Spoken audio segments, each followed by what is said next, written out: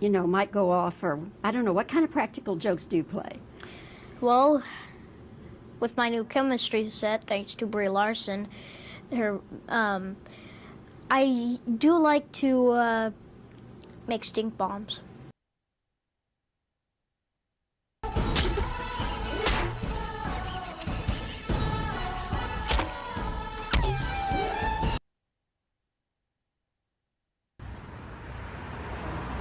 Nine, 8, 7, 6, 5, 4, 3, 2, 1.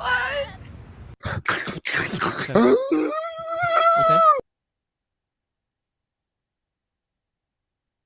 I wanna do a little number for you now.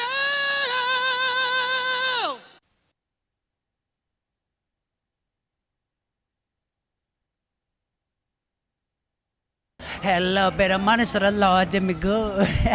Got all kind of shit. Got the glow sticks. I got the gotcha bag. Got the Hawaiian punch. Man, everybody won't holler at pop what you need. I got it. If I ain't got it, I can find it. You understand? I'm selling glow sticks. Glow sticks that go with the yeah. You know what I'm saying? Cause you frickin' fricks just can't ever be quenched. Your fantasies can't ever be quenched, can they? You frickin' fricks! What will you learn? What will you learn? That your actions have consequences! You guys keep on asking for Saga Adventure 3, and you're ruining the Sonic series! Hasn't it already suffered enough? I heard Discovery Zone's got this excellent new Men in Black laser adventure. Save the Earth from the slime of the universe, and they'll make you an honorary MIB agent. Here's this video wall, and birthdays are blasted easy. They're almost everywhere. Are you ready for the new DZ?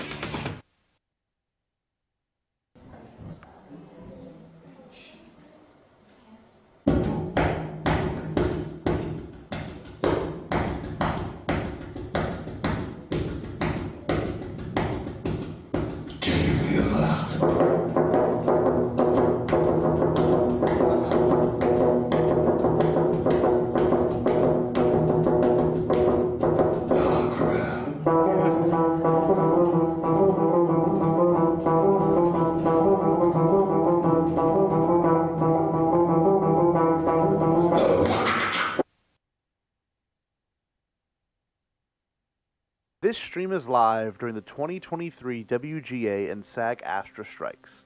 Without the labor of the writers and actors currently on strike, the content being covered here wouldn't exist. Stay Bombad.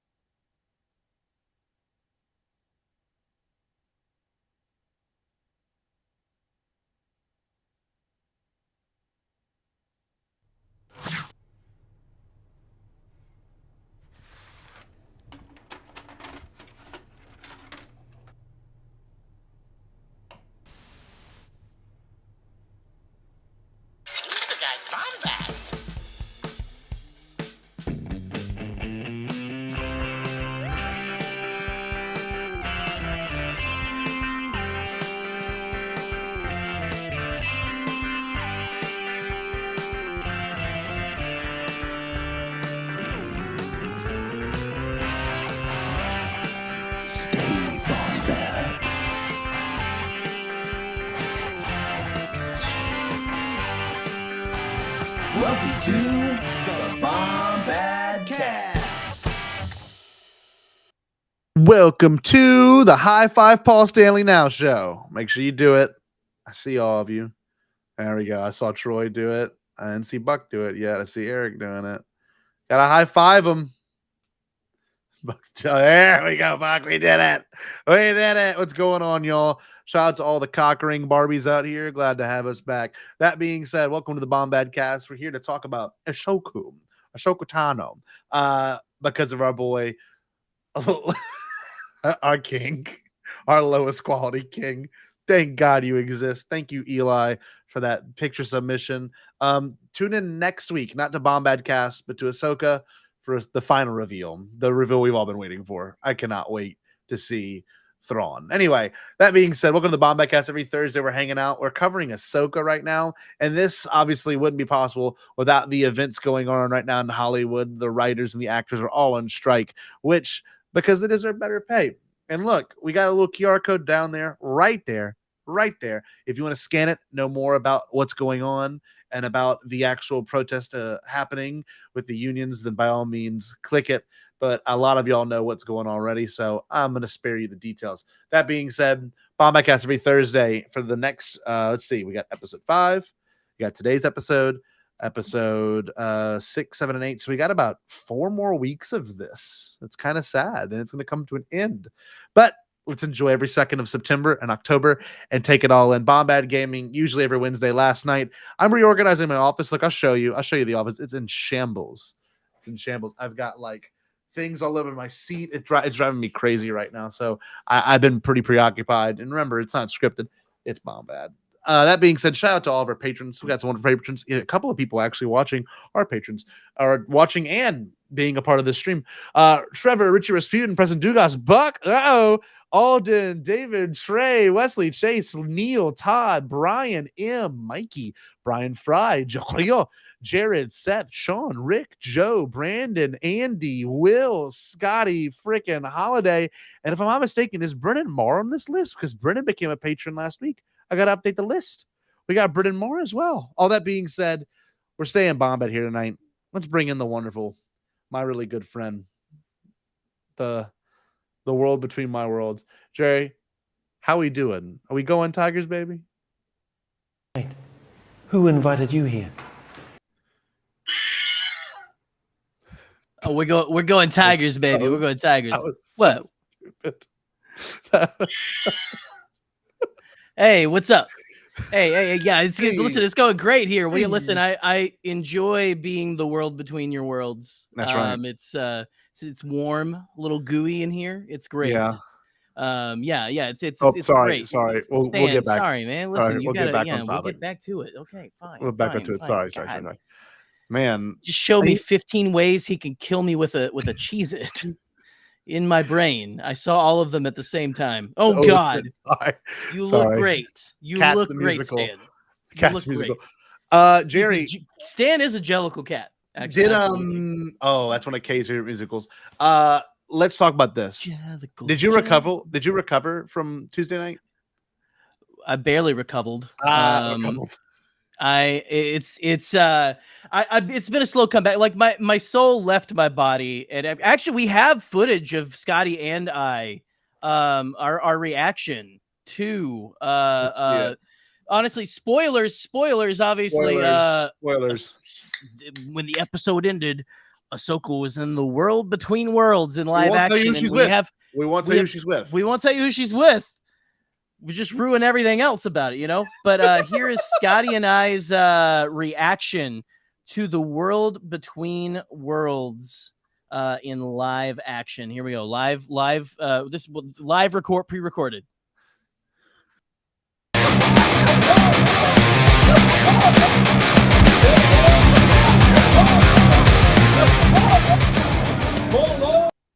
Wow. It's real quick. You blink and you miss it. Let's do it one more time. Here we go.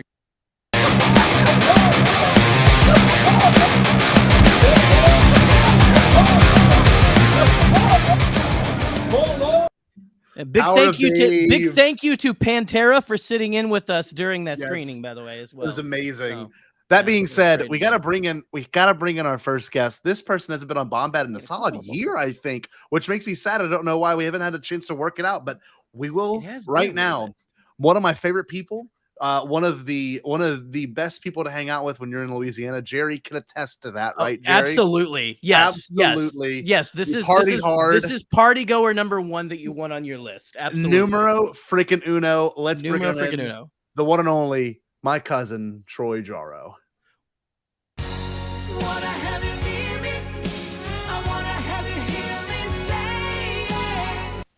There he is. Yo.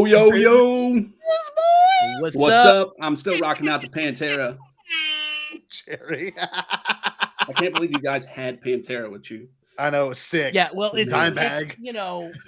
we have at this point in our careers have been afforded some very cool privileges to hang out with people who, you know, some people just can't hang out with. You know, Yeah, it's just, you're right. You're right. Yeah. So the last time we were all three united together was at my wedding, and That is correct. The particularly the best part of the wedding, and I'm going to be honest with you, I won't say it too loud. My wife's in there. Was the after party on that balcony, and we just all hung out. What? Jerry brought some bitches back. What was that? Oh, just stop! Listen. That's amazing. Yeah, man. Yeah. Jerry was pulling him that night. Hold on. He was having a good time. He was. Jerry pulled some bitches. So I don't the sound, but dude, and we got Neil and Nate here. They were both there that night. Yeah, Nate. Hey, what's up, guys? Solid night, man. Gone I was, dude. That's true. I watched Nate throw up into the garbage can in the kitchen, and I was like, yes. We left it there that night, which is great. Rough night. Well, it was a fun night. It was definitely a fun night. Yeah, it was fun. Wait, man. you say Nate threw up in the trash can in the kitchen? I can't. So, before we keep rambling on about this episode and what we experienced during it, we got to bring in another 2 more guests. I know we got 2 more people, 2 more amazing people. Let's bring in the we say, you know, in our little circles, someone with the most buck wild takes out there. That's what I'm talking about. Oh, you're giving it away. OBrien. Wait, who invited you here? Buck wild. I don't need an invitation to show up. Buck's here every night. Buck is here every Thursday. He just Buck is literally here every Thursday. And has been. Buck, you doing okay? I'm doing great. It's been a good week. A very good week. Buck is the number one Ahsoka stan for genuinely. I think out of everyone, Buck, weren't you stationed when the first Clone Wars stuff was coming out and you were watching it? I think you told us that last time you were here. So I was when they first announced Ahsoka, I was in Kuwait, and I had to even just read the news online. I had basically was akin to dial up because there's no Wi-Fi internet out there, and then so it was like 1999 with the Phantom Menace for you, right? Yeah, basically, awesome. It really was just to see it in an image because the internet was that bad. Oh man! And look at the background. If you don't mind, I'll pull you big real quick. Buck is a Green Lantern fan, but you can obviously tell where the priorities are. Okay. Look all at the Ahsoka. that. God. So.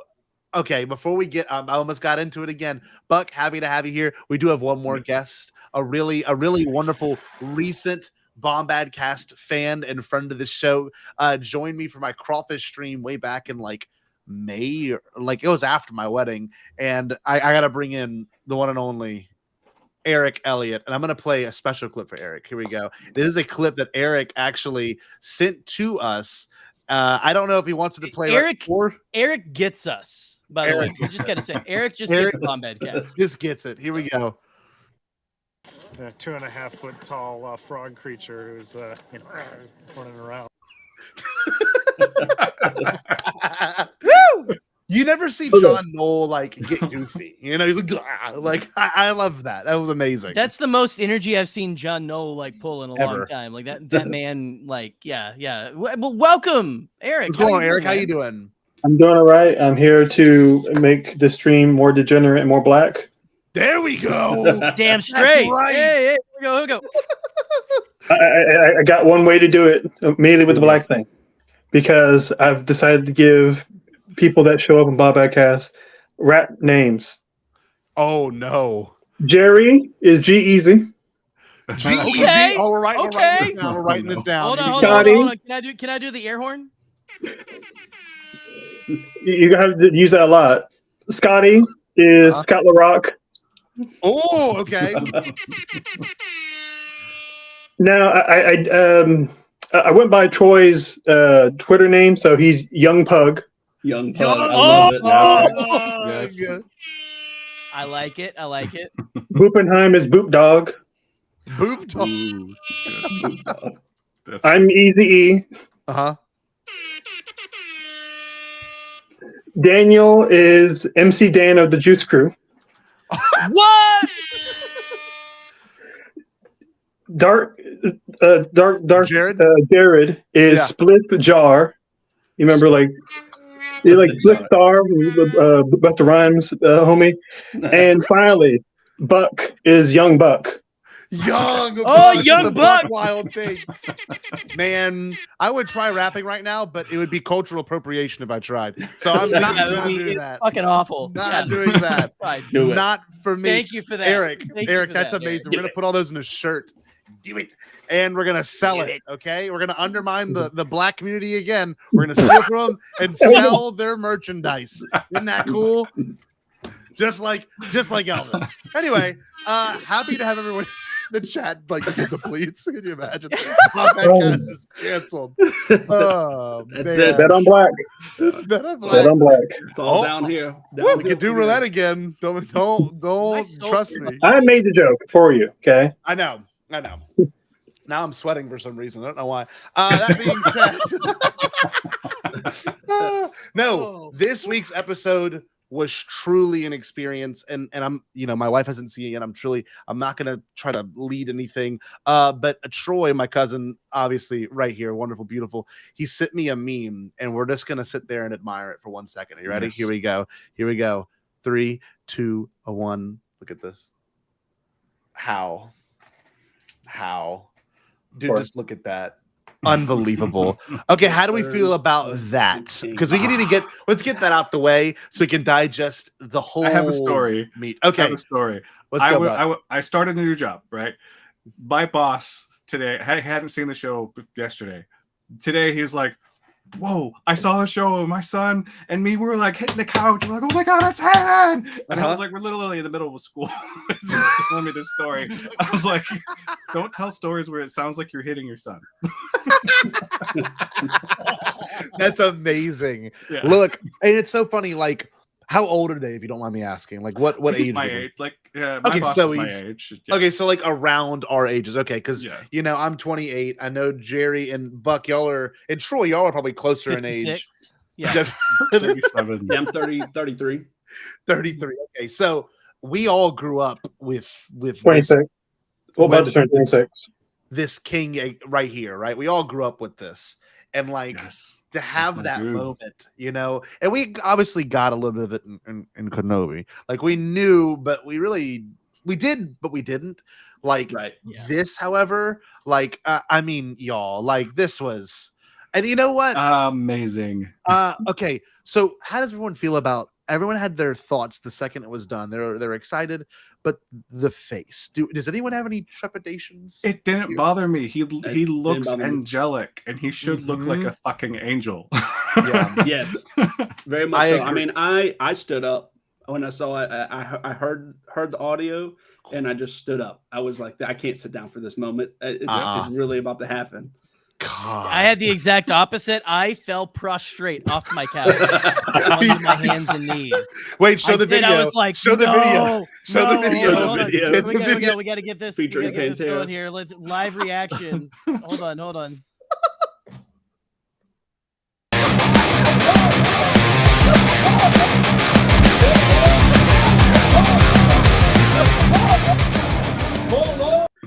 It's like that, but with more convulsing.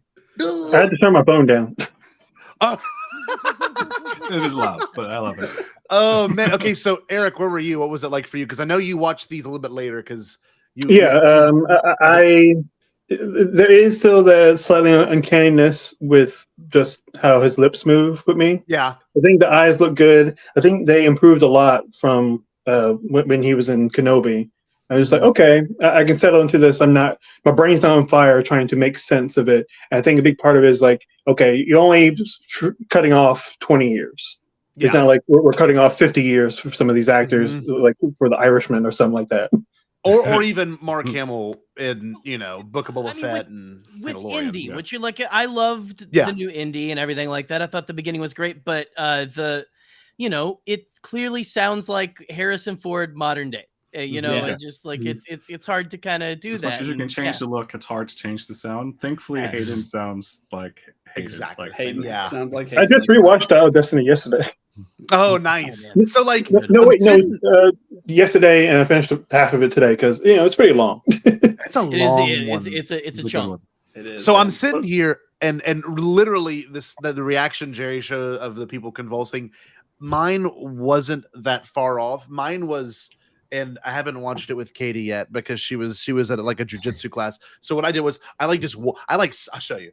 So I wasn't in this room. I was in our living room. And like I staggered up to the TV. I'm like, no, they're not doing this. And like I stood there like grabbed young Anakin's face. I was because all you heard was hello, Snips.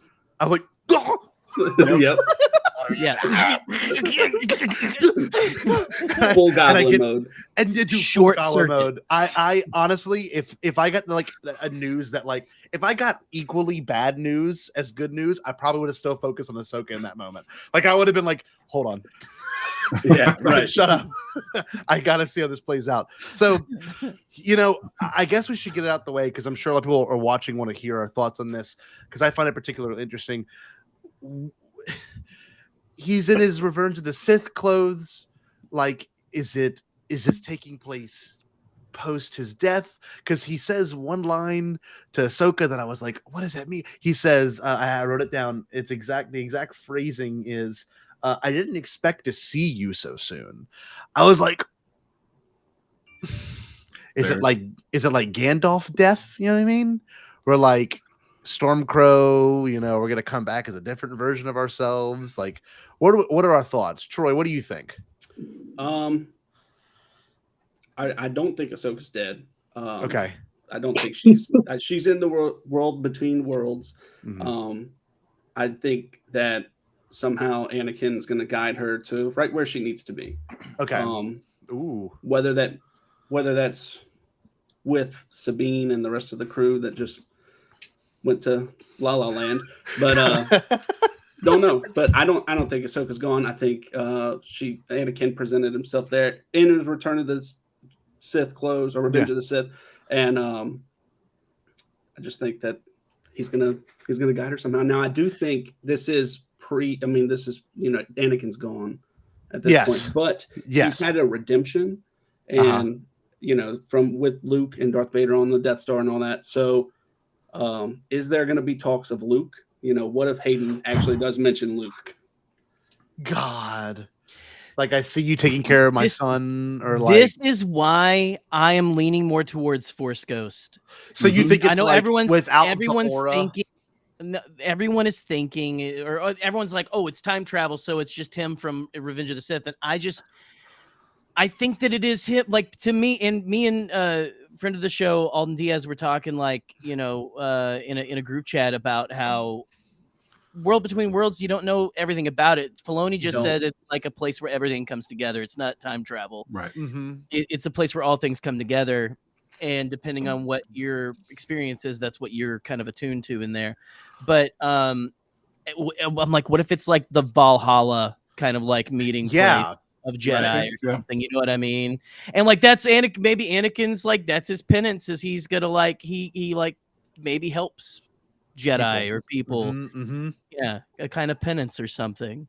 Buck, I don't know. I really want that. Jerry. I want that. No, you're good. Yeah. I really want what Troy was talking about. See, I'm real quick. I would love a Stormcrow rebirth. You know what I mean? Kind of moment for Ahsoka where do you think she's at least almost dead or dead? I think it's going to be one of those things like the Gandalf thing where kind of like the Force intervenes and goes, "No, you still got work to do. Sorry, you gotta go back." Like, okay, I agree. Okay, Buck, or what like about Harry you? Potter or something. I agree straight up with Jerry. Like Jerry's like on the same page. Okay, because we know that the code name for the show in production was Stormcrow. We know that Dave has made analogies to Ahsoka and Gandalf the Grey becoming Ahsoka the White and all that. Like that's all in our heads. And then I know even our friend Alden had posted he's like, for no reason whatsoever, here are some screenshots from Lord of the Rings of the whole sequence. He's on it. I love the idea that Ahsoka will be going through some weird metaphysical shit and come out in a new place. I do think that like right now Sabine is kind of the Merry and Pippin, and that Hera and Jason will be kind of like Aragorn and Gimli and Legolas having to go catch up with them, and they'll run into Ahsoka in the other galaxy. Because I do expect a very similar, I saw you fall, I think you fell moment for, with Sabine, because she saw Ahsoka fall. So she's going to assume that like Ahsoka's dead. And kind of getting that kind of moment from Gandalf and Aragorn between Ahsoka and Sabine. Oh, I love that. And look, I actually pulled up. Dave did a drawing a few years ago. Oh, I know. And this needs to be on a print now somewhere. People thought I was dead too. Look how that turned out. Like oh my gosh. Yeah, so like so gorgeous. And Dave also did one of Yoda in Gandalf as well. I don't know if you've ever seen that one. That one's a pretty cool one too. Mm-hmm. I'm just like you as fans of multiple fandoms, and Dave being a Tolkien fan himself, like it's just there's something so incredible just to be able to say like we can now get these really cool thematic parallels between these universes that have very similar character arcs and very similar heroes' journey stories, but to like get it in this way, oh my god, can't even express it. It's all mythic. It's super mythic, and this show has been nothing but mythic. Like Andor, 100%. very, very serious, also kind of mythic, but very serious drama. Mandalorian has been mythic, but in the sense of a gunslinger mythic, someone trying to find their way in a universe. Kenobi was super mythic, but in the sense of it being like a journey for oneself. This show is just rediscovery. Like, yes, this show is just pure myth and just a mystical nature. And look, here's the Dave Filoni drawing of Gandalf and Yoda. What I wouldn't pay to have a print of this, like, right. Eric, what did you feel about everything? What do we think is Ahsoka's fate right now? What I think is going on, I think this actually is Anakin. Like this is flesh and bone Anakin. Okay. Now, from Revenge of the Sith, or maybe like a few weeks before, just wearing the same outfit, had the same hair. Okay. But the reason I say this is because Filoni is a student of Lucas, and we all know the expression it's like poetry it rhymes. So I think that this is the poetry of rhyming of like someone had to save Ahsoka from being killed by bad Anakin, and now she is being saved by good Anakin from a different point of time. Interesting. Okay. Is Balin Anakin? No, I'm just kidding. No. I think Anakin went to a similar temple that has like the three Force gods. Yeah, much like Ezra did. But this was back in the prequel era, and he goes into the war between worlds, and he sees that, oh, my student is about to die. Let me save her, just like Ezra did. Oh, that's what I'm saying here. But I think as soon as she's saved and they chit chat, I feel like Anakin's gonna go back. He's going to have the resentment of trying to fight against not becoming that evil, but he's going to fall into it anyway. Interesting. See, that's the thing. Like, I honestly we don't know. That's the beauty of this show. So, that's just my idea.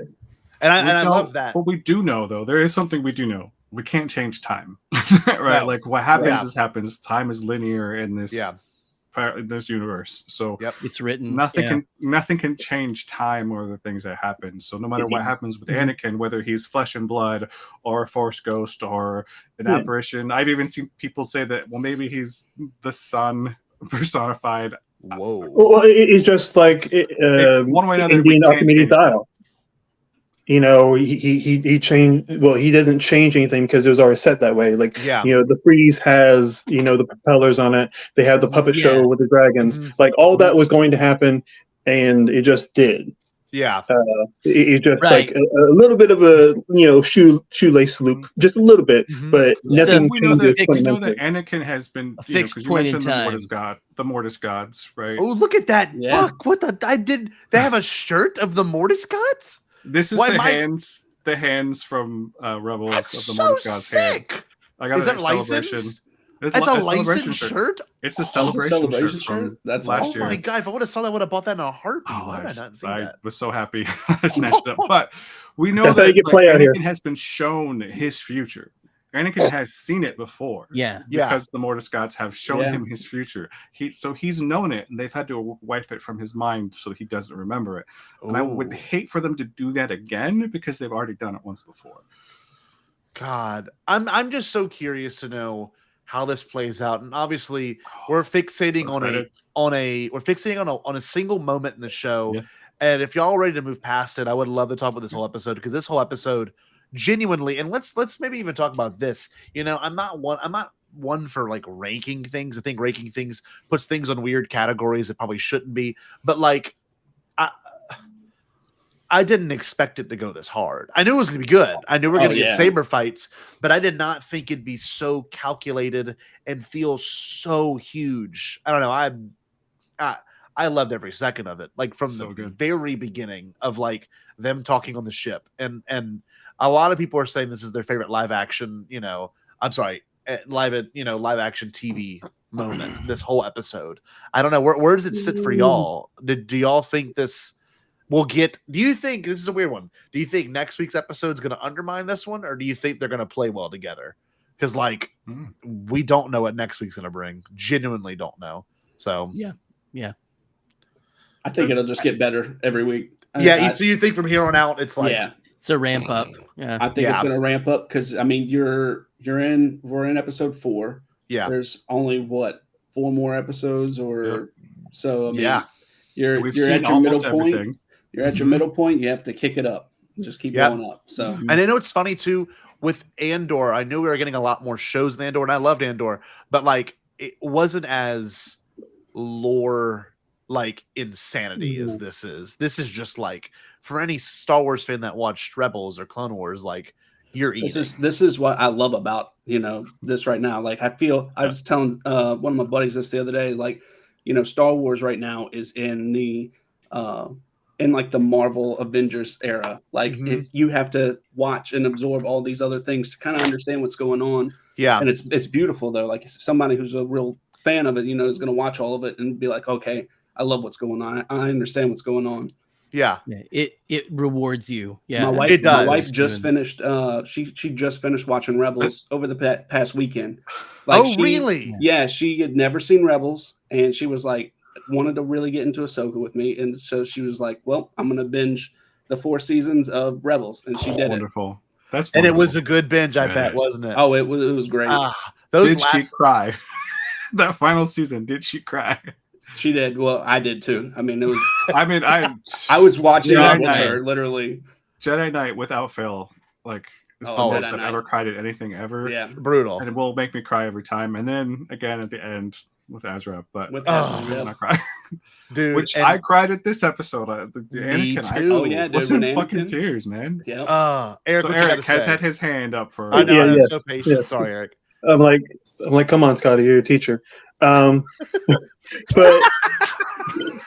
I keep hearing people make comparisons to the Mandiverse to Avengers, and I'm just like, in some ways, yes, but I think it's more akin to the lead up to Netflix Defenders, where each character gets their own season, maybe 2 or 3, maybe even 1, and then they all converge into becoming a team, and they take on one bad guy.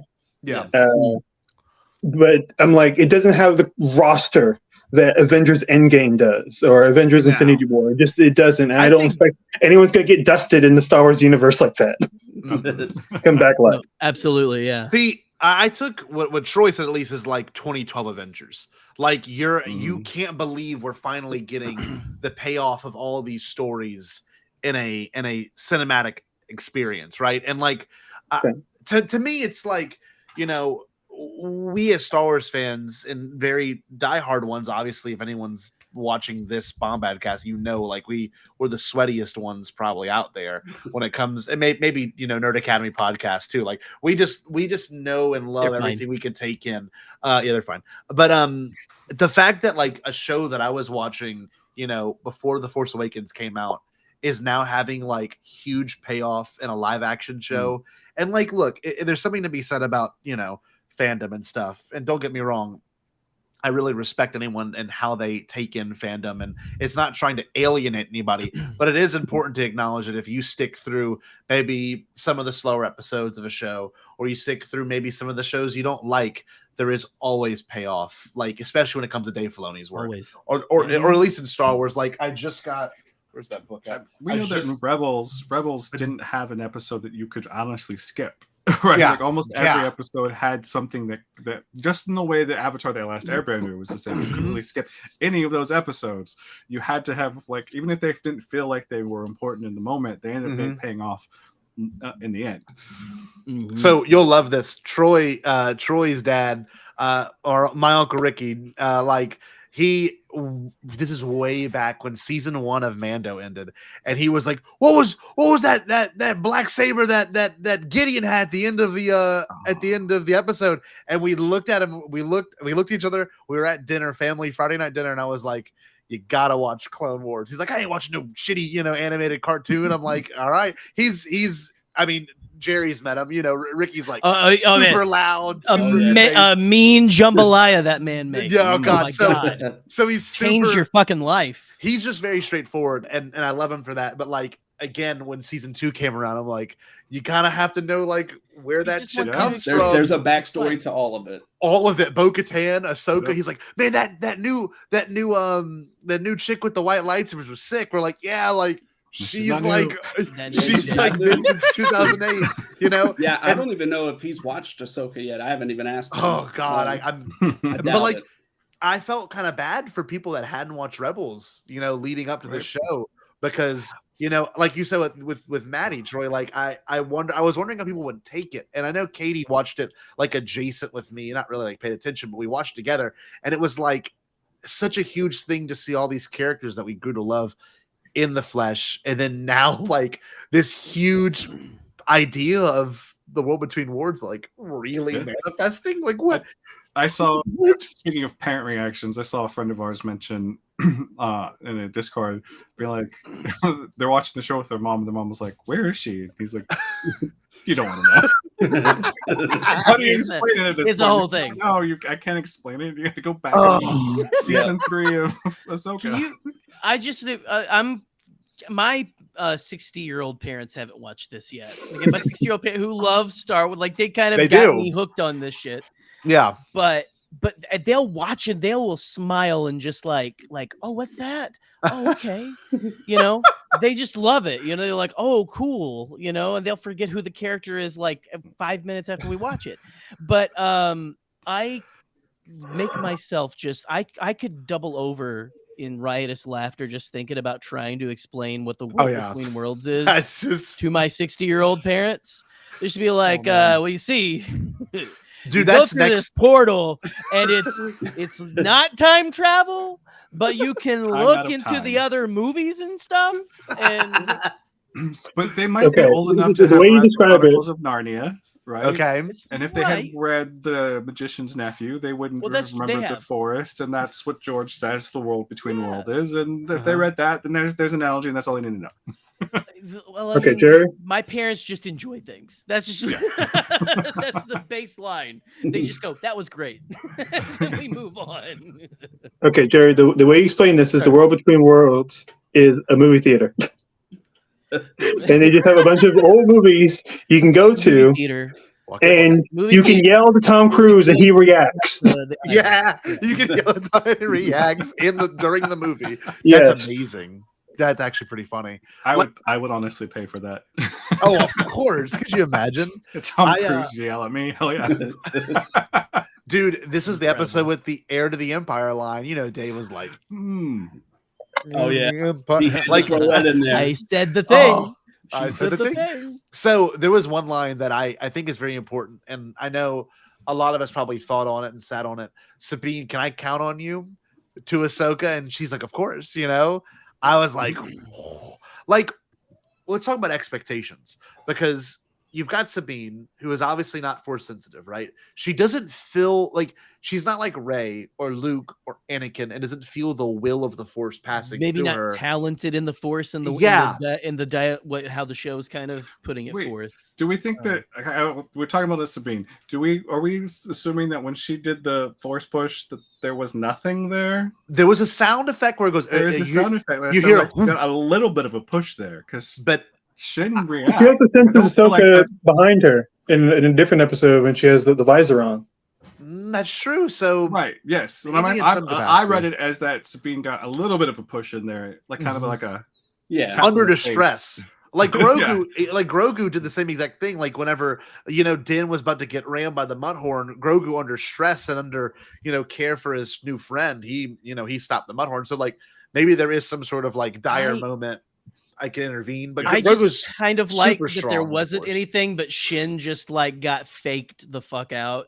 Okay. And everything she's like, oh! And then it made her even more you mad. don't have.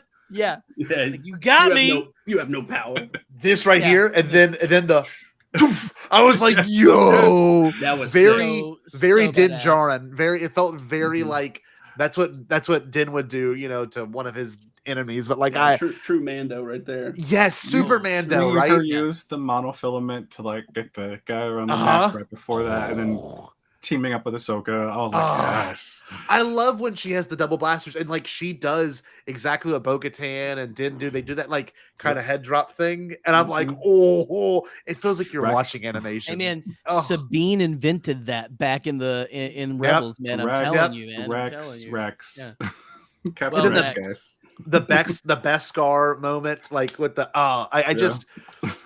it's so cool to see someone who's not force sensitive do these things, and like I think it's super important that Sabine is anxious, because she doesn't know what she wants to do. She knows she wants to save Ezra, and that's very evident. That's been the whole motivation of the entire show so far, and like.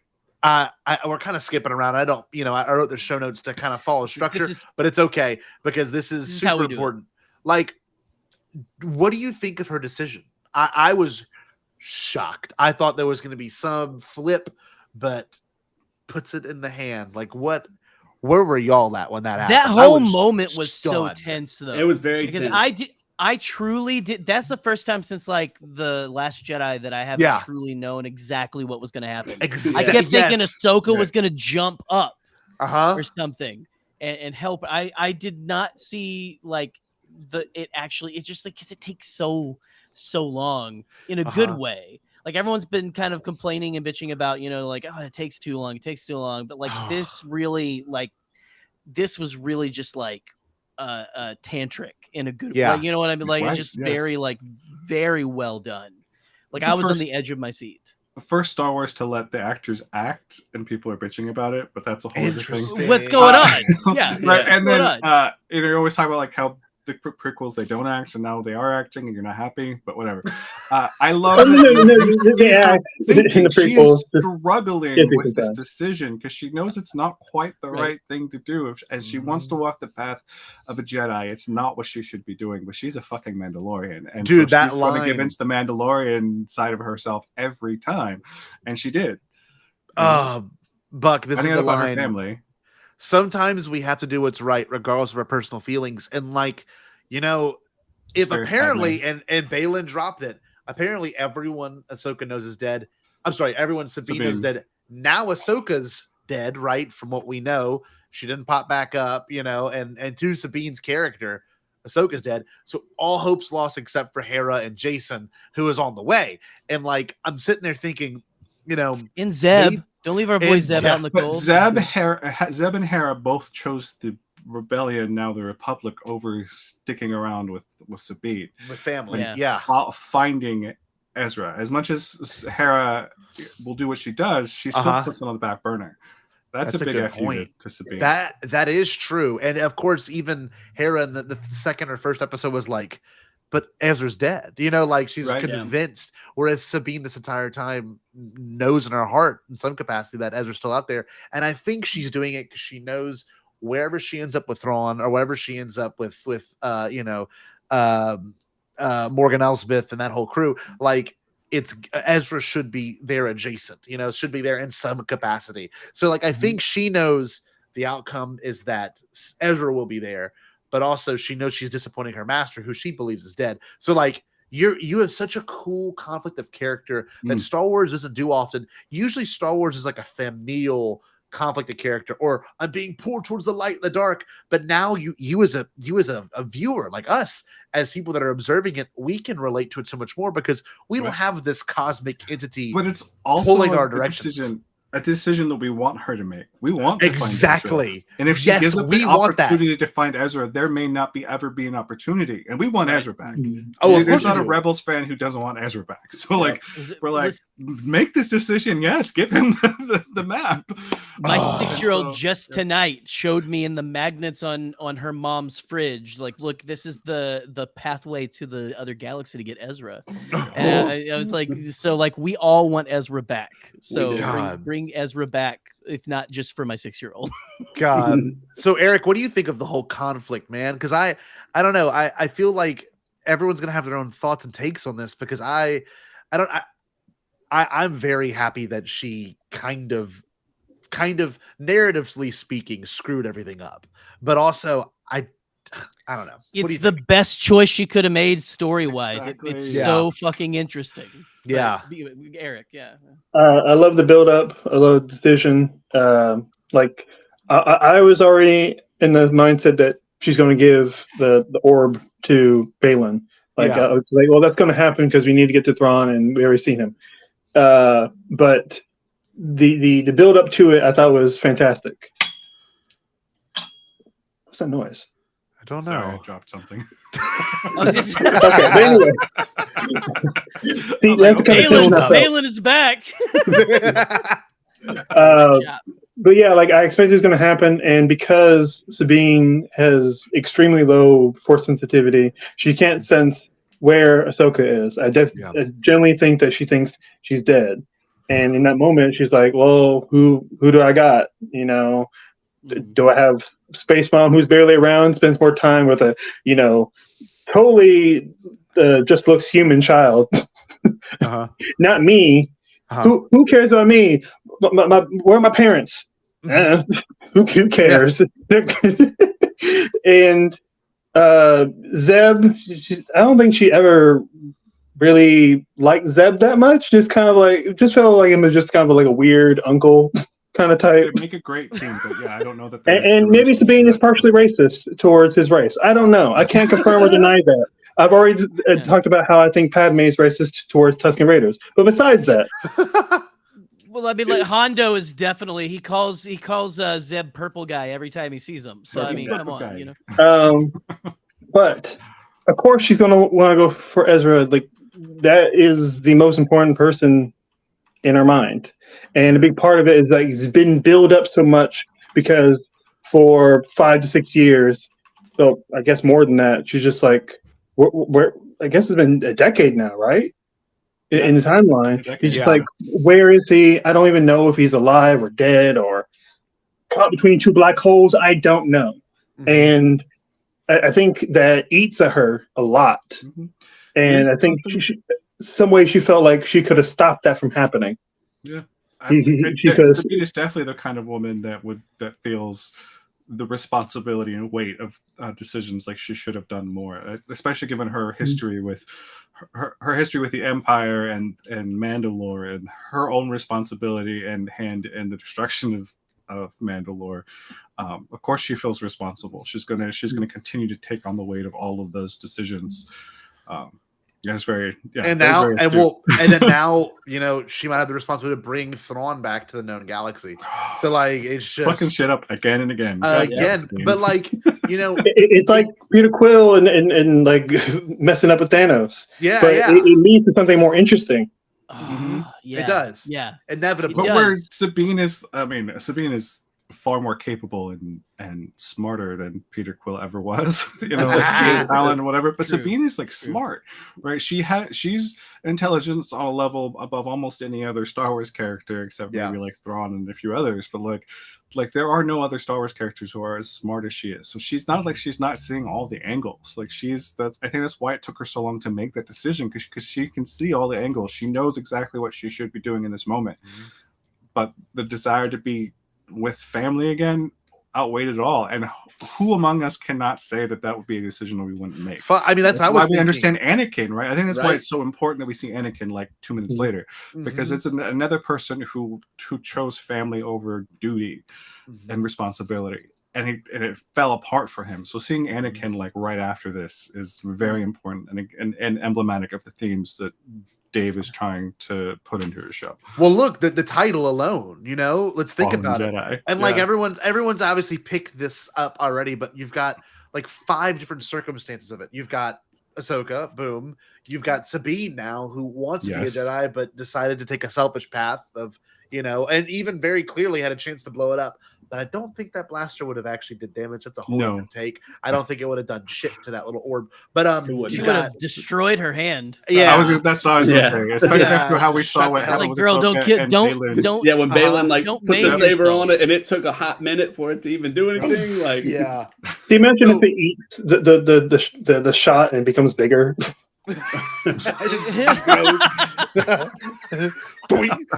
a sponge. Yeah.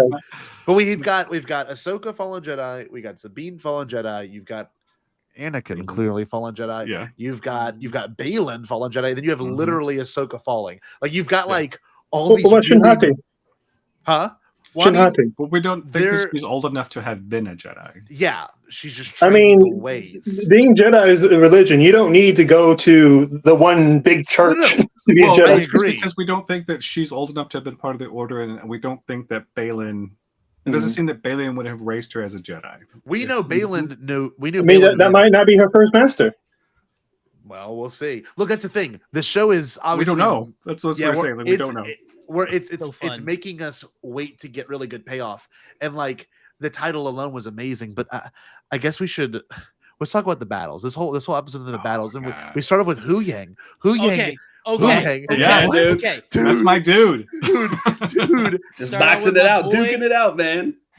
My boy Hu Yang, who has been calling it, Scotty, from like however many years ago, a couple of years ago. I was like, I want to see Hu Yang. I want to see Hu Yang fight. I want to see him throw fucking hands with those little baby arms on his back. You got to see him throw hands, man. Man, because in the Clone Wars, he didn't have arms. He literally kicked the shit out of the pirates. Yeah. I was gonna say he didn't have a head or arms. Yeah, he didn't. Just a body. I've been training Jedi for 1,000 years. It's like the Magna droids with the capes that just spin around the sticks. Yeah, but more badass and far more indestructible. That was really, really cool. Just that little fist fight and everything. He holds his own for a little bit there, but just like when he cold cocks that thing and then like pulls the fuse or whatever, like that was just so fucking cool. That whole thing, like the Daft droid messed it up. He wouldn't. Then they head right out. Like he wouldn't. That was all so tight. Oh my god! Sabine spent way too much time with Chopper, so she's thinking, "Oh, he fucked it up." And he messed exactly. Like, oh, that droid. Yeah, yeah. Ahsoka's like, no, no, this is a Jedi. You droid. would never. Man, I thought it was such a cool moment to see that combat happen, and then of course the line, man. Let's see, I wrote it down. You two. Where's it at? It's stay together. You always did better that way. Yeah. And they immediately split up as soon as the fights hit, that's where it's starting to go south. Just like Scooby-Doo. You gotta split up. Now they're further away from each other than ever. Yes. Literally. Distance-wise, spiritually-wise, emotionally. Troy, you are so right. Like they will never be on the same page unless whatever Ahsoka happens in the world right now. Like come on. Ahsoka the Grey probably would not continue to train Sabine after. No. If they all came out of all that shit. Ahsoka the White, we'll see. But I don't think if she stayed Ahsoka the Grey, I don't think there'd be any way that she would continue to train Sabine as a Jedi. I think one of the coolest lines came from the last episode 3, when Hu Yang was like, when he was talking about, you guys come from a line of non-traditional Jedi. I love that line that when he said that, I was like, "Hey, so true." Talking about training Sabine up and everything. AKA disaster lineage. Yeah. So because you got named Sabine, Ahsoka, Anakin, Obi-Wan, Qui-Gon, Dooku, Yoda, and Yoda, Jameson Marriott. Jameson Maroc. Yeah. Jameson Maroc. Jameson Maroc. Who is Jameson Maroc? Oh, by the way, how Right, cool was it? How cool was it when the Inquisitor was doing the stupid Inquisitor thing? Yeah, and started speeding up. Dude, she just snuck through. If you go back and watch it frame by frame, she just sneaks I through did. one of the I'm like- and just choom, Yep. and he's oh my god, twin sons. It was just like Well, twin sons. Yeah. all I over was the Twin freaking Sons out in this. because before she did it, she does the full on Anakin in Attack of the Clones. Uh-huh. Like the saber over the head. She was channeling way too much of Anakin in this because she doesn't use Shoto, right? She No. doesn't. She She showed used a just lot her- of anger. Yeah, she No, just she used her did. own. She was fierce in this episode, and I was like, Yep. "Oh damn, girl, calm down." Yeah, I- RP, Maroc, as Scotty Holiday calls the character the Gaith brother. RP. And then had no, Kate. it was not. Unfortunately, it was not Lumpy from the holiday special, and it was not Space Ludicrous. You really wanted it to be Lumpy, and I'm really sorry, Eric. No, just It want to make was that just joke. It was a Night Sister fart cloud. That's all. I was it gonna say, was. we do. He was a there- we dusty all- boy, a we do dusty think boy. that's like Night Sister magic, right? That's what I'm assuming. I'm convinced because That was actually Pigpen from the Yeah, I think it was some sort of magic. I don't think that it could have been anything else. Yeah. Well, because like they let it like a really awful scream, like it's like Yeah. "Chut," and he's like, and The then, like, Knights, the Inquisitors are cursed, right? Yes. Why didn't Whatever you that get a Inquisitor jar of she that spoke, smoke? it'll curse you too. That's Uh-huh. we've seen in Dathomir, like the Well, look. Dionysus magic is cursed. But when we seen like the first Inquisitor that Ahsoka fights, whatever that was, and Tales then of the Jedi. right, and then we see with the Grand Inquisitor. Dave is like, just yes, he fucking dies, with but us then at he's this like, point, isn't he? He's like watching it over that Jedi temple, and Uh-huh. he's just constantly burning. And now this Inquisitor, like they're all cursed. Like what the fuck? Becoming an Inquisitor is literally a curse. Mhm. Yep. Man, An that idea was- popped in my head. Fate worse than death, as he says. Yes, absolutely. What if you take a death stick and you lace Merrick gas inside of it? and when then You would definitely enter the world between worlds. yeah, it's And that's when you go Rancor. Be like, whoa, dude. Yeah. But yeah, like Anakin, why is your face so smooth? But yeah, like I love the fight between Ahsoka and Balin. Like I love just the build up and just like how heavy each hit feels. And while I was watching this Them episode, filling each other and- out, right? Like when they do the different stance changes, two-handed, right? I Yeah. mean, he makes that thing look powerful, man. Like Well, heavy. Alex. Oh, sorry. I was gonna say Alex Damon for Star Wars Explained said that he was playing with the crossguard saber stance. From Jedi Fallen Right, he Order. would play. He definitely would play the crossguard saber stance. So, like, Whatever. absolutely was just meleeing fools. So, God, it was good. But yeah, like so many just good fight moments and so much like slowly building drama. They just keeps piling on with each fight, and then my degenerate brain the gears start turning. I'm just like, I really ship Sabine and Shin now. Oh my God! Of course. Hey. I mean, I ship Ahsoka and Balin. I ship Balin and Shin. I ship Sabine and Balin. shipping everybody. It wasn't bad enough that I already shipped Sabine and Ezra because I'm just like, well, siblings, lovers, says the same things in Star Wars. I mean, Yeah. Dude, I love, for those that have watched any Kurosawa movies, like I love how This was a methodical samurai it movie. was. Oh This was God, a samurai movie. Oh, and Yeah, it was very so samurai-ish. so tasteful. It felt like you could, and like everyone always talks about pacing of certain shows and how things work. And look, I was the one that complained Andor was way too slow for me, and my wife couldn't even bear through any of it because she thought it was way too talky and slow. But I'm watching this. I'm like, this to me is the perfect slow. This is the the thoughtful, like they're both weighing each other out, right? You don't know what each blow is going to bring. In between each little time they jab, they're like, all right, how are we gonna? This is my form for They're this. changing their stance. Yeah, yeah, really thinking it out. Oh, I'm sorry. I was saying anything right there, wasn't I? I just heard the word slow, and I just got Bobby Valentino's song "Slow Down" stuck in my head. It's always What was it? When Scotty said he had a Uncle Rick. Yeah, I'm just, oh Lord, it's like Uncle Ricky, can you tell us bedtime stories, please? Oh, please. Now here we go.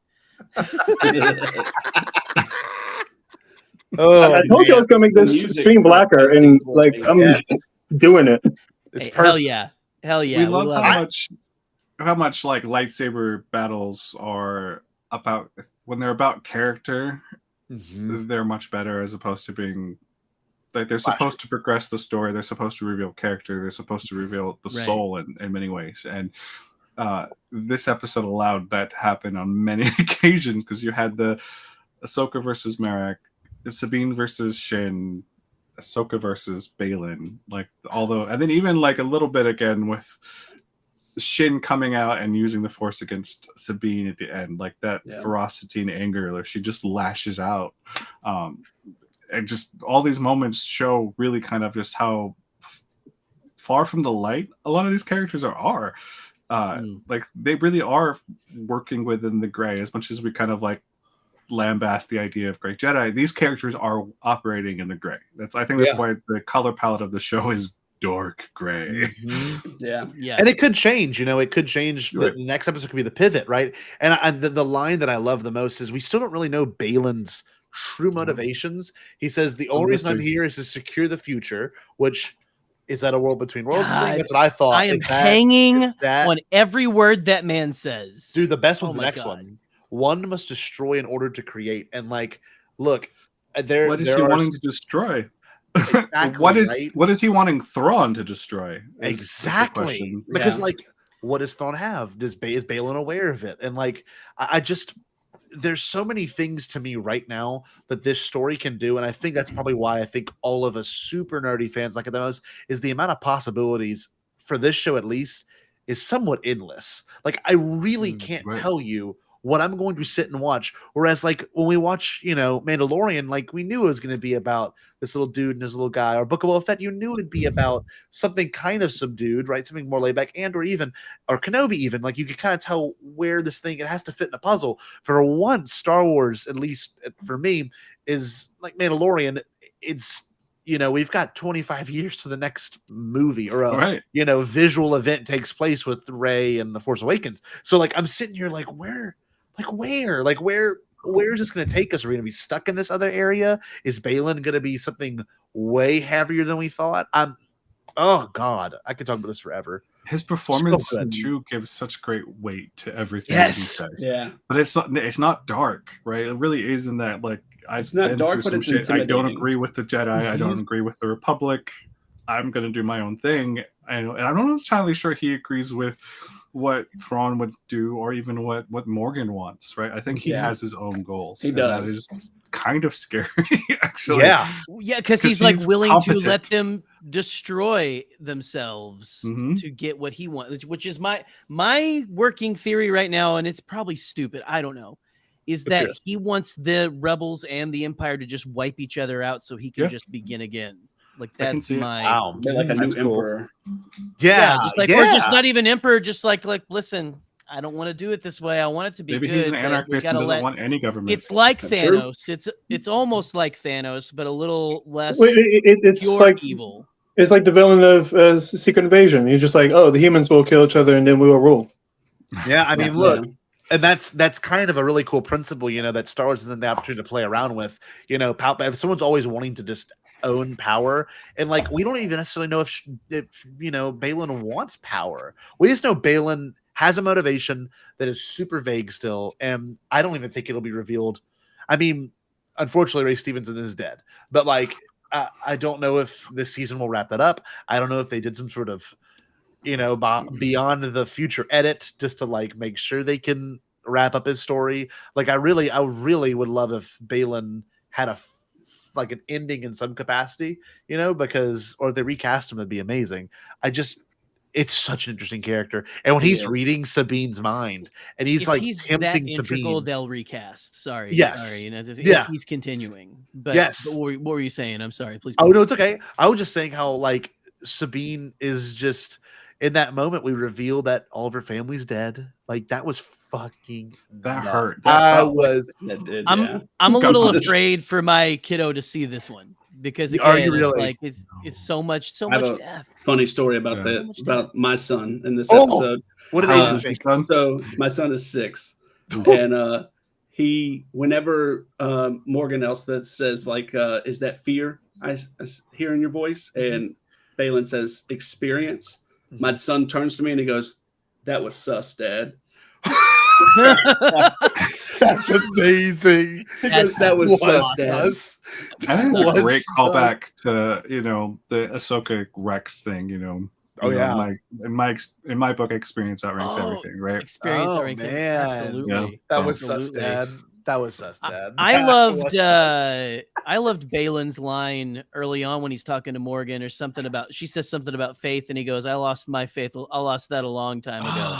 And like, just like he gets more interesting every single line. For those of us who have been a part of religion and walked away, like that resonated. You're like, oh yeah, I lost that. Someone who walked away from church and stuff like that too. It's got some deep lines. Oh my God, is faith like his faith in the order, or his faith in humanity, or faith in the Force? Like it's just, oh God, like Faith Evans. Yeah, that was stupid as shit. So one thing we didn't talk about yet, and then we can maybe wrap up in a few minutes. This one thing I was thrilled. We saw the home one, right? The ship from Return of the Jedi again, and then we see the whole freaking Rebel fleet, and that has to be Coruscant. I mean, or it could be Hosnian Prime, but like it's a city planet. And I was like, it's that. At this time it's Chandrilla, right? But we don't really know what Chandrilla looks like, so it could be. Well, yeah, that's true. Yeah. But I always kind of imagine Chandrilla being a little more clean and. Me too. Like kind of like Alderaan. Yeah. Yeah. Well, I think it was in Leia, Princess of Alderaan. It like describes it as like being a little swampy. But not like crazy swampy. Just like little bayou action kind of. Yeah. I went back it's not Dagobah. Looked at it today. Dagobah is atrocious. Yeah, I saw it on Twitter today, but there's a still of right whenever before Hera and Jason get in the Ghost. Yeah, and there's a picture of Kanan. On the dash. Yeah, oh my God! And I went back today and looked at it. I was like, oh, there it is. Dude, are we gonna get a live action Kanan? Like I don't think we are. I don't know. It's gonna be such a. Friday has been very anti coming back. Yeah, like he's been like I didn't want to do Bad Batch. I didn't want to do the Rise of Skywalker, but I did it as a favor. I don't want to come back. All the voice actors are playing, so maybe they somebody recast. New? Yeah, somebody new. Who's supposed to come back? I'm sorry, I missed that. Oh, we're talking about the possibility of seeing Freddie Prinze as Kanan. Yeah. Oh. Well, at least they're not having a grown man voice, tiny and Bad Batch. That was weird. No, he agrees. He 100% agrees with that. I bet he does. Yeah. So the whole the Rebel base moment was great, but the best part, and I know Jerry said he lost his freaking mind whenever I just had I yelled at 9 p.m. in my apartment building where you can hear people in their apartments in the hallway, like if they just say if they talk at normal volume, and whenever Jerry's watching Star Wars again. Whenever that's all it is. Every damn Tuesday and every Thursday they're like, he's at it again. Whenever she said, Carson, good to have you, and Carson, mother effing Teva shows up, I was like, yes! Yep. That was me and the husband. We were both like, yes! Carson! How funny. Man. Of all people, Carson Teva now is like this, is just this, like, appears in every show. You know what I mean? Like, I just love that vibe. And, like, he's integral, and like, you know, he's still not done. I mean, the last episode ended, he's still around with the fleet. I mean, he's still around. How cool was it to see Brendan Wayne? Yes, yes. I was like, I'm sitting there and I'm like, I recognize that face, and I'm like, oh, it's Brendan, of course. You saw him in the celebration panel, like, you know, he's got such a cool look to him, and like the fact that they kind of put him in a visual role, and I don't think he died. The Rhodian died. That made me sad. I know Holly Fry. Poor Holly Fry is really sad right now. Yeah, that Rhodian bit of dust. But yeah, man, that I was. I want to know his name. I want to know the Rhodian's name. We got to know the name. But no, I was so happy to see that moment, and of course, you've got this like faux Return of the Jedi, or I guess Rise of Skywalker moment, where like we're here, Fulcrum. Can you read us? Blah blah. And you're like, oh, they're gonna like come and stop it, and then dead. We're all wrong. The intergalactic freaking space jump. Should just like ignore them. Take off. Take off. And then the ring was spinning like it's goddamn Sonic out here. Yeah, they spun through that shit. I mean, that was so cool. What a cool I was visual. scared. I was so scared for the ghost. I was literally like had just built the Lego ghost this weekend, and I was like, don't destroy it. Like, he just got to go take it on the ground. See, when I start seeing two ships going to each other, I'm just like, okay, the unnamed character is going to die. Carson, Jason, Hera, they're going to be fine. Yeah, they're called the X-Wing. I've seen maybe someone will get like a shoulder injury. It's like, that'll be the worst of it. And then I got this superficial scratch on my shoulder. Oh, dude, Troy, Jason's line was the greatest. He's like, Jason was so good. Got a bad feeling. I have a bad feeling, dude.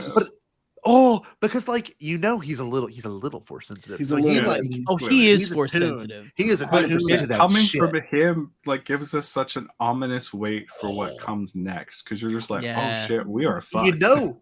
He gets he gets the third to last line in the whole episode, because he gets that line. Then you get Hu Yang saying, "Lady Tano, Lady Rin, Lady Tano, Master Rin, Lady Tano," and his Hu Yang's eyes were like super concerned and worried. I was like, oh my god! And then it just we already talked about it. Then it just that transition was amazing. It was, dude. The waves to the world between worlds. I loved it, man. So beautiful. To me, it's like a baptism. It's like rebirth. You know what I mean? That's what I pictured. Just like being put in the water. You know, water is obviously the meaning of all life exists because of water and having those molecules. And like, I want to talk about it so bad. Like, is she dead, or is this just a weird realm she fell into? Like you said, did Anakin pull her out? You know, like, right. Oh God! But the thing, we have to wait till Tuesday. Have a lot of. There's a lot of weight though, like, because we know that they are doing these fan screenings around the country. Yeah. But we also know that on Friday, next Friday, they're releasing that Master and Apprentice special look at the show. Yeah. Yeah. So clearly something's happening next week. God. But they want us to think that next week is very So what I think is going to happen, and I guess we can do our final predictions before we sign off here. I think it's going to be like a cautionary tale Christmas Carol, like this is what could have happened, or this is what happened. You know, this is what would happen if this happened. Like, I think it's going to be something really weird. I think it's going to be like a literal Force ghost guiding her through her choices, you know, from being a youngling to where she's at now. Anyone else want to kind of deliver what they might think it is? Because it can go anywhere. It can go anywhere. We can get. I'm just happy to have weird Force stuff in live action now. I am too. God, yes, Jerry. Everyone's always said it'll never work in live action. It'll never work. Like, it'll never work. It's like Donald Trump. It'll never work. It'll never work. It'll never work. Many people, I've heard them. They're saying it'll never work. Never work. This world between worlds. What is this? What are these walkways? I can see through them. Why are you not falling? The terrible walkways. Tremendous walkways. That's like the railings. Whenever Zeb in Rebels, when he was talking to the mayor, and he's like, when it gets weird, it's good. I love it weird. I'm here. Here's my thing. What if just as a big fu to all the fanboys who are hoping that Filoni is about to cancel out the sequel trilogy with this? Or do a retcon of like no, hold on. 30 years? What if this ends with Ahsoka helping Rey through the Force? That's why she hears her voice at the end of Revenge or Rise of Skywalker. I mean, she could also just die, years later. That's true, but I'm just saying so we can speak through time and everything. But it's just like Filoni just goes, "Fuck you guys, it's just as important." Yes, it is. He's like, "How dare you kill my character off screen by having her be a ghost? I'll show you all." So wait, I actually just made ChatGPT write Trump describing the world between worlds, and I'll read it. You ready? Here we go. Let me tell you, folks, this world between worlds thing from Star Wars Rebels, it's really something else. Believe me. It's like spacey, wacy, timey-wimey place. Let me tell you. I'll tell you. I know all about time and space. You've got portals. You've got doorways. You can go anywhere, anytime. It's a big, beautiful mystery, I tell you. And I'm best at exploring it. Believe me. Nobody explores the world between worlds like me, folks. I can't even do it. No, God, I just know I'm going to be. Damn, he has access to the world between worlds, and he still can't, avoid indictments. That's an L. Dude, that's an L. I'm going to be pacing that hour leading up to this next week. I don't even know when I'll be able to breathe. I don't know how I'm going to work. Yeah, make me just sleep. I'm going to just sleep. Until then. That's what I said. I literally am like, can I just take some sort of drug? Go into hypersleep or something? Yeah, that makes me wake up on Tuesday night. Like I have to live these next. You want 4 days. Scotty? Just so I know, I have this straight. You were asking for a drug that a Disney princess villain would make, right? Yes. Makes you seem dead until Eat Prince this poison kisses apple. you. We could have Katie or someone, or I could fly down there and kiss you onto there you go. Yeah. I just want constant chloroform. That's what I want. I just want Hey, there you go. Hey, get up. There you go. You got it, babe. No, the one thing we didn't mention earlier, and it says it in the actual subtitles. Oh my God! At the very end, it plays Vader's theme, and it's blatant. Yeah. And then it literally says in the subtitles Vader's theme, and I was like, it says Vader's theme, and then it cuts to the most sinister music we've ever had in Star Wars. Dun, dun, dun, dun, dun. God, I love the end credits. I love it. I've been listening to it on repeat pretty much the entire time since it's been out. Yes. Oh man. My theory about the fan screening stuff, I think next week's gonna give us some wild stuff with Hayden, but I do think it's going to end on them reconvening with Thrawn. You get Thrawn's first lines. I think it's going to be it's going to hit. It's going to be one of those ones. I don't know. Let me look it up. What are Thrawn's first lines going to be? Perhaps. Oh, it's your boy Thrawn. Lady Rin. I wasn't expecting to see something this should be interesting. Hold on, let's see. It's gonna be something like anyone who read the Thrawn novels by Zahn, the new ones, the canon ones. Every other page he says, perhaps. Perhaps. No, one thing I will say. Would you like a wine cooler? So the episode is apparently, and you got to think about this with the credit and music stuff. Right. One thing I didn't mention. Oh my God. So I forgot. I think I'm the only one that may have noticed this. I know that sounds ignorant, but when they did the little helmet part, right? They do it every episode. Mm-hmm. This is the very first one that had a Phase 1 clone trooper. Go back and watch it. They have never done a Phase 1 clone trooper. So it's they did that last week, didn't they? I don't know. I don't think so. I can go back and watch. They did. I was shocked. I was like, "Whoa!" Was Merrick in the last one too? I think so. I think so. We see Merrick and Huang and Sabine. I think are all okay. But I mean, to be fair, 99. Let me look it up. Actually, hold on. I mean, to be fair, we have seen that clone trooper armor in television because it appears in Andor. In his flashback. Oh well, no. This is Phase 1, not Phase 3. Phase 1. This is the Attack of the Clones armor. Yeah, that shows up in Andor, doesn't it? No, when you see his public figure. No, it's the Phase 3 one. Yeah. Okay. Let me see. Hold on. I'm watching the title card from the most recent episode. So I'm just like, if I see the shark fin, I assume it's Phase 1. Oh, well, right. And this is the, hold on. I actually can't even get a screen grab because of Disney. It's the Rocketeer helmet.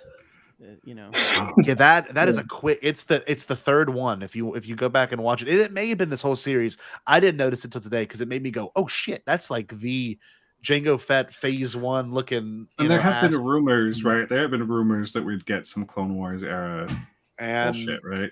I don't think it's out of the. Well, shit, doesn't seem like it's out of the ordinary now. Nostradamus, figured this out already.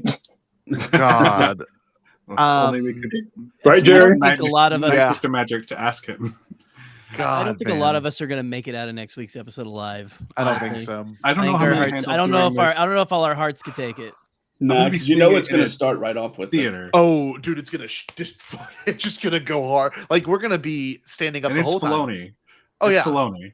Oh yeah, Filoni. And it's Filoni directing it. You're right. Oh, so he loves to torture us. Yeah, 49 minutes. That's the runtime, and you're looking at with credits and everything, probably about 44, 45 minutes. Yeah. So just know we're going to be sitting there.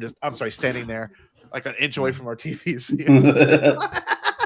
it would be crazy. Hugging Hayden. Yeah. God. Okay.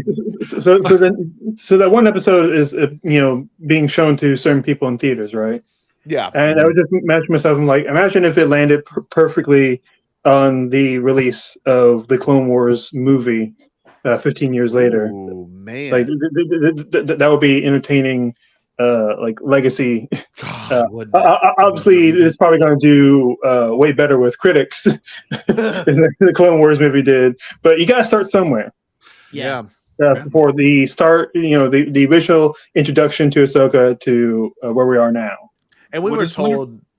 Oh, sorry. Say it again, Buck. I said what is wonderful about like being here is not knowing, right? The only things that we know are coming, or think we know are coming, are the two shots we have of Thrawn, back of the head and full face, and I guess there is one shot of Hera on Cetos holding a blaster at someone. Yep, that's it. That's it. Like we don't know what's coming. Like, yeah, everything else is not a to mystery. know. It is. I love not knowing. It's exciting. That's the thing. And Buck, I completely agree. As much as I am dying for next week's episode, it's also kind of nice to have these conversations and be able to, experience all this together and just blow each other's phones up whenever the second the episode ends. I got text from Troy, text from John, text from Jerry. I mean, my phone was just going crazy. I'm like, this is such a surreal thing to get to share together now, because otherwise, and I'm gonna be real with y'all, I was afraid the 8 p.m. drops would be kind of like, okay, this is kind of a lot to do in one night. But to me, it's so much better than 2 a.m. because 2 a.m. when I wake up, I watch. Yeah. Who can you talk to? Who can you talk to? But also, we're all awake, but it seems weird to be texting each other at 2 a.m. Troy, I know because I don't have to go the whole day without avoiding the internet. Because I have to wake up for work at 5 a.m. So it's like same. So I'm not watching. Look at y'all. To watch it this time. Yeah, like it's. I had to wait like a day and a half before I'm able to privy to see it, and it was funny. I appeared on Nerd Academy's episode where they talked about this episode, and I hadn't seen it. So I just appeared up there. Buck was there when I showed up, and they're like, "Hey, you see that episode?" I'm like, "Nope." I'm not pressed about spoilers. I'm glad I didn't actually hear any. Like they gave me the assumption that Thrawn was going to show up. Yeah, that was some gymnastics you performed, not getting any spoilers, crashing their strike. Hey, I don't know if next week that's going to happen. Because that entire episode, Jared was creaming his jeans that entire episode. I'm telling you. Oh man! Jared, he's a creamy man. He is a creamy man.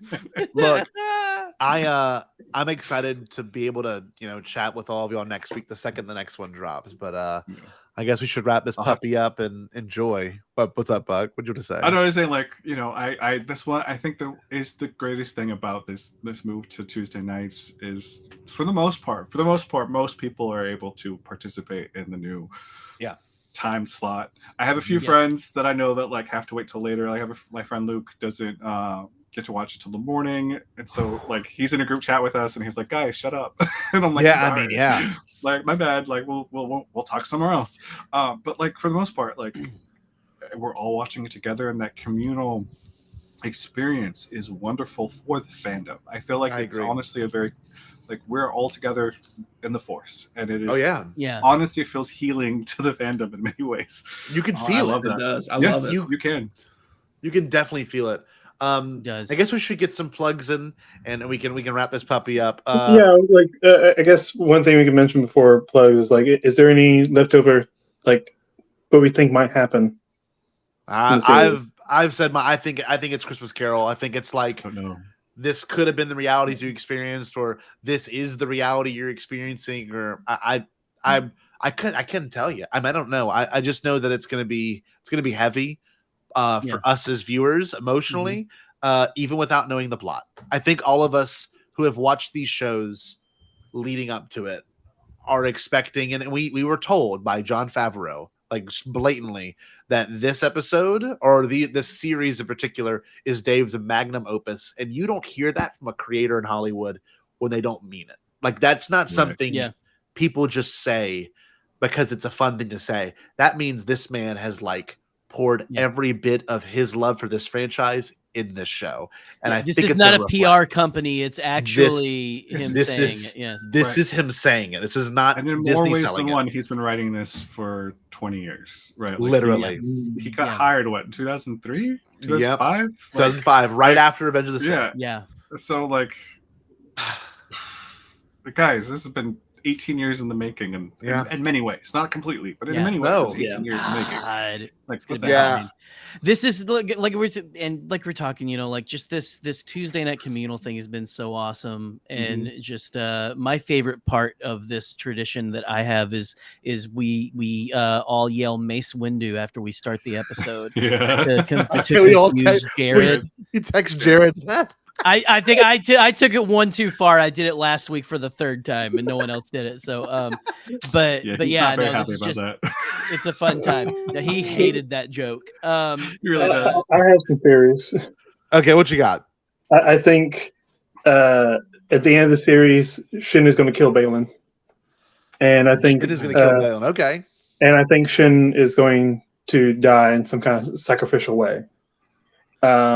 And I was thinking about what Anakin and Ahsoka are going to do. First idea that popped in my head was very horny. Obviously, that's not going to happen. No. But the next idea that popped in my head is like, well, I think it's going to be like a bit of a memory lane of like a situation which got him there, and we're going to see why he would try to save her. Okay, that's good. I like that. I agree.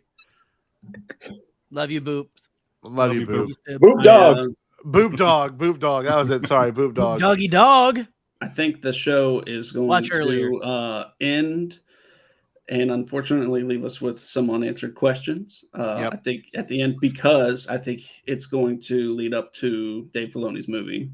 Yes. I mean, we've got like 3 more seasons or more. We get like 4 or 5 more seasons before Dave's movie comes out. Right. And it is. Buckle in, kids.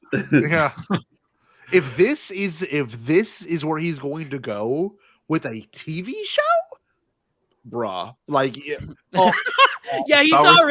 he's already just like dropping. Haters are gonna hate it. Dropping like hundos. The discourse is going to be worse than the discourse after Last Jedi and Rise of Skywalker. I can guarantee, because it's gonna address everything and nothing. It's gonna be everything and nothing. It's gonna be, which is the Lucas Will has the way of thinking, right? Like, he is George's Padawan. Everyone says it, right? Like, even his closest 100%. Friends are saying it. Like, he is George's Padawan, and George will answer questions and leave us with way more than he answered.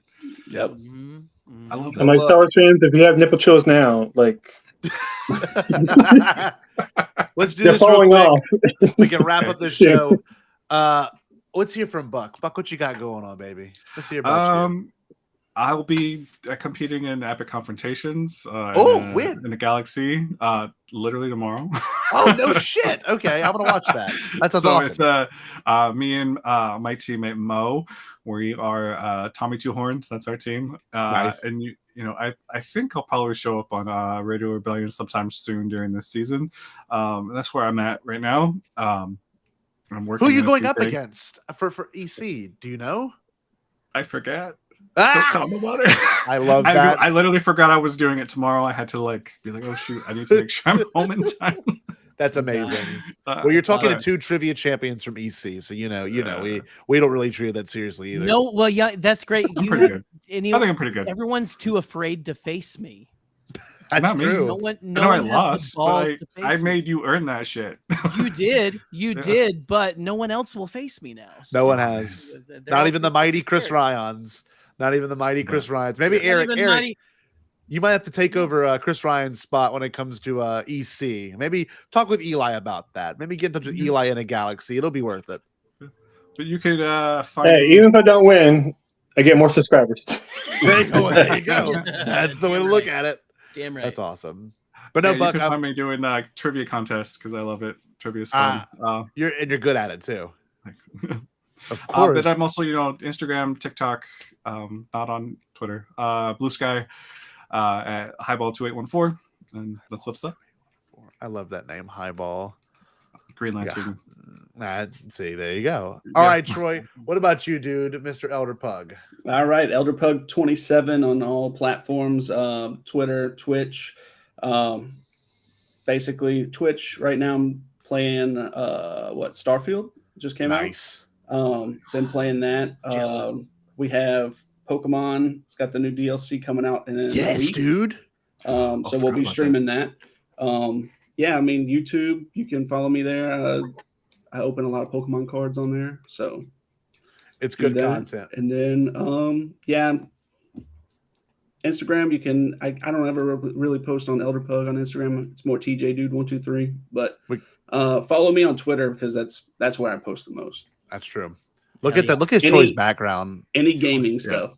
Yeah, this is all Pokemon. This is all Pokemon cards. That whole thing is just. I love this. I love seeing the Slave One back there. You see the tie, the AT-AT. Oh God, those are the '90s toys too. Yeah, and we got Bulbasaur too, as well as Bulbasaur. Yes. Falcon. Yeah. I love it. Oh man, Troy, I'm glad to have you here, man. That was awesome. And then Eric, what we got going on? Daddy Easy. What? Okay, before I get to my plugs, Scotty, drop a SAG WGA support link. Because I'm just like, you shouldn't have a phone for another phone to scan the QR code. That's insane. Did the same thing for the 4-year anniversary. Anyway, you can find me as EMC Elliott on Twitter. I'm not calling it a new name, that Charlton gave it.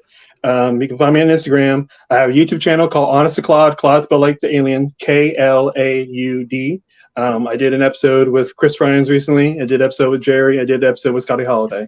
Check them out. A lot of nerd fun. We talk about shittos. We go off topic.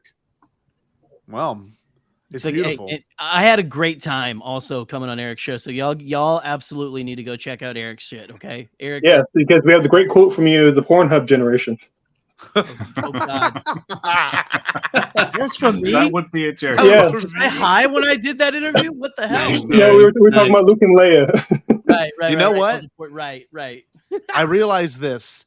This is Erik's first Bombadcast proper, not excluding the call-ins. So, Erik, we must baptize you. Be prepared to get wet.